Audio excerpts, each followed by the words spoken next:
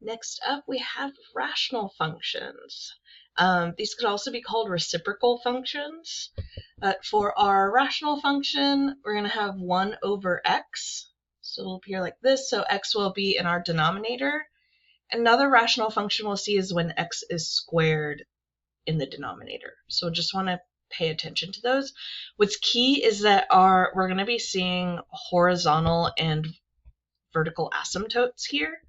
So what that means is a line where our function's undefined. So you can see is with this first function, we are going to be undefined at 0. And it's because we cannot plug in 0 to that denominator. Something we also have is a horizontal asymptote at y equals 0.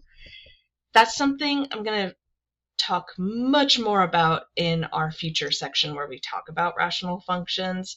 So right now we're just going to kind of, I guess, take it on faith. Not even, it's mathematics, but just shows me that we have these two asymptotes that kind of come through as barriers for our function.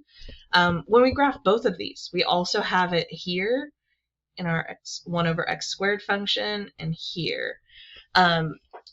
Knowing those asymptotes will be helpful with these graph transformations, especially when we're shifting the graphs, because the shift will also move those asymptotes. So let's take a look at 1 over x here, and if we wanted to make a table of values for what we're seeing here. So let's go x, y. I'm going to go ahead with -2, -1. I'm also going to throw in here a -1/2. And then let's go 0, +1/2, 1, 2. So if our function is 1 over x, why it's called the reciprocal function is really we're taking a reciprocal of this number. So it's like 1 divided by -2 would also be the same as flipping that numerator denominator that are there. So that would be a -1/2, a -1. And if we flip this, it'd be a -2. Now 1 over 0 is undefined, and that's where our vertical asymptote's coming through. We flip this will be 2, flip this will be 1, flip this will be 1/2.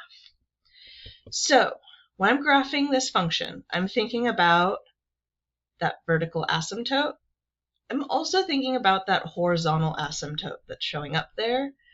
And then I really think about these -1, -1, +1, +1 for this one. And then I kind of think about, but really that can be enough to get a good graph going. But like at 1/2 being at +2, and at +2, 1/2. So I do kind of think about those as well. And then what's going to change when we square that denominator is it's going to only restrict us to positive values. So let's see the same thing, but now we're squaring the number that we're looking at.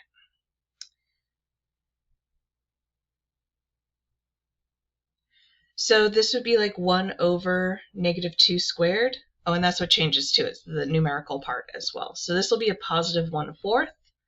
1 over -1 squared would just be a +1. This one is going to be a 1 over -1/2 squared. So that'll be a +1/4 in the denominator. Taking the reciprocal, that'll be a +4. 0 is still going to be undefined.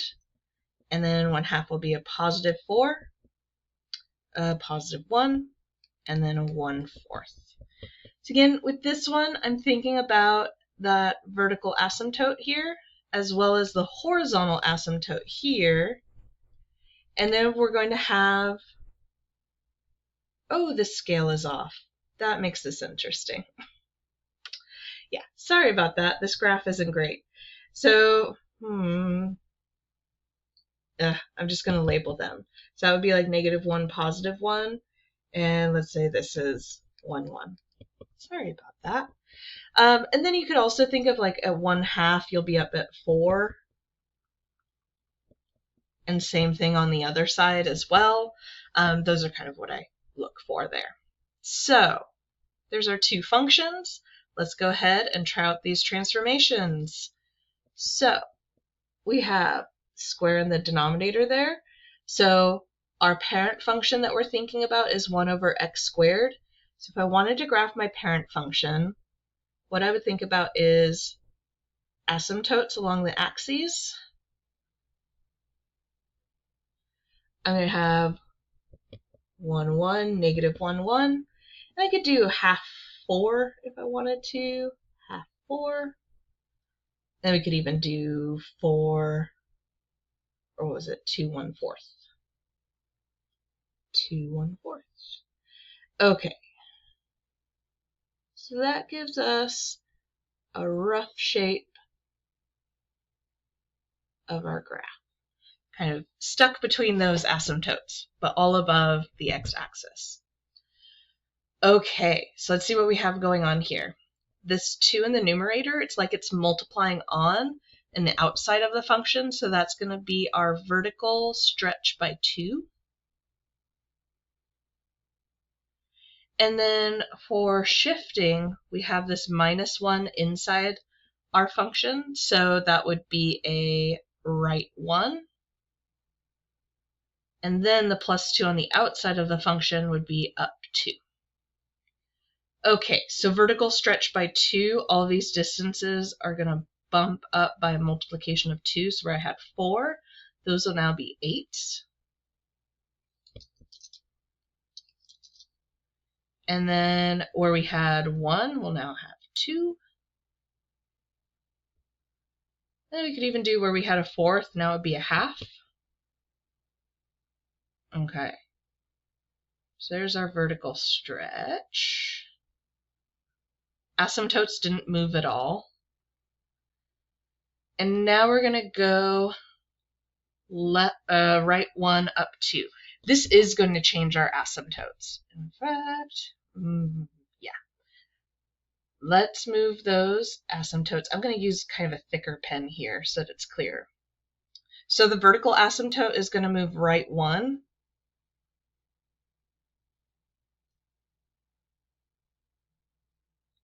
So there's our new vertical asymptote. And then our horizontal asymptote is going to move up 2.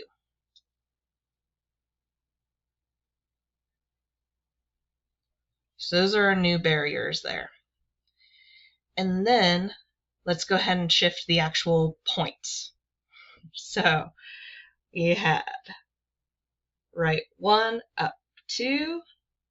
And then we have nice symmetry with these. So we have right 1 up 2 right there. Let's see, the 8s were at 1/2 of the way there. But we're going, let's see, right 1 up 2. So now they'll be up at 10. Right 1 up 2. And then we had 2 over, and it was a half now. Sorry, this got real messy. That didn't come out too clear.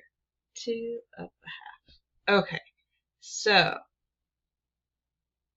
and you do not need to show all of the steps like I'm doing here. I think I've mentioned this in a previous video. I'm merely doing it so you can track as I go through the transformations. But really this would have been a good one to erase as I went along so you can clearly see our final graph. But we have our asymptotes moved, right 1 up 2, and then with our transformations we have a stretch of vertically by 2.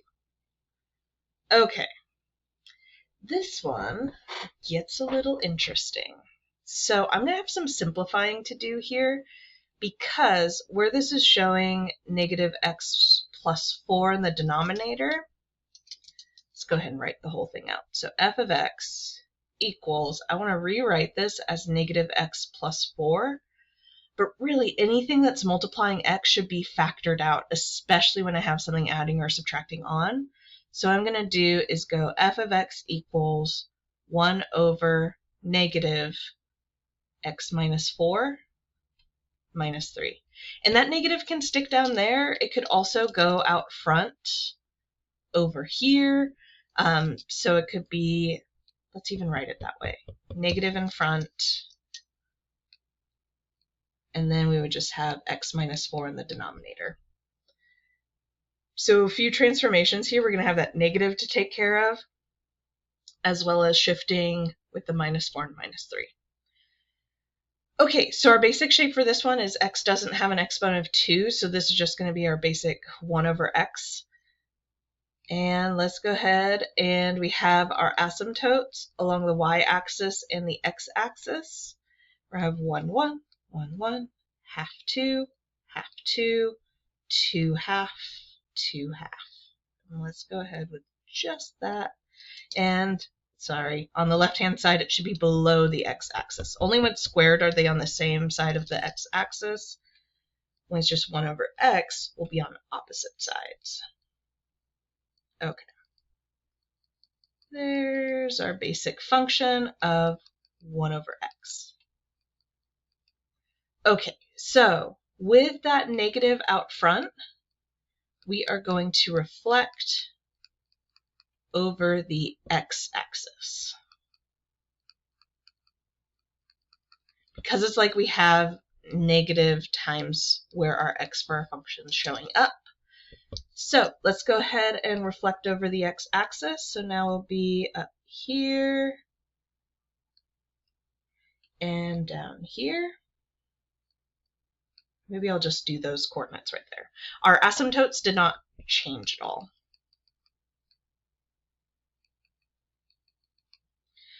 Okay, so now for the shifting, let's see, the -4 next to x means we go right 4, and then the -3 means we go down 3.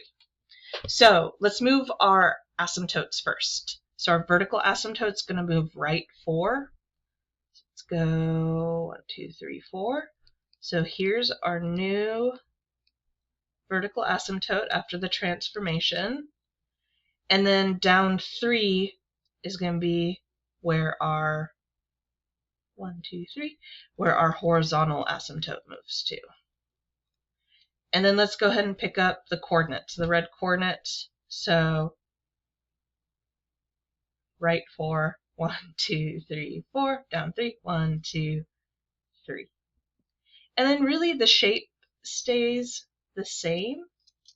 Ooh, did I pick up the right one? Nope, I did not. Okay. 1, 2, 3, 4, 1, 2, 3. There we go. Because I still have my like 1, 1, half, 2, 2 half in there. So the structure stays the same. And we ended up on opposite sides because of that reflection. We can keep the structure of the coordinates because there weren't any stretches of any sort. So that structure can stay the same with our asymptotes moved. Again, those are probably good ones to go ahead and erase the steps as you go along, because even I mixed up the blue points from the red ones.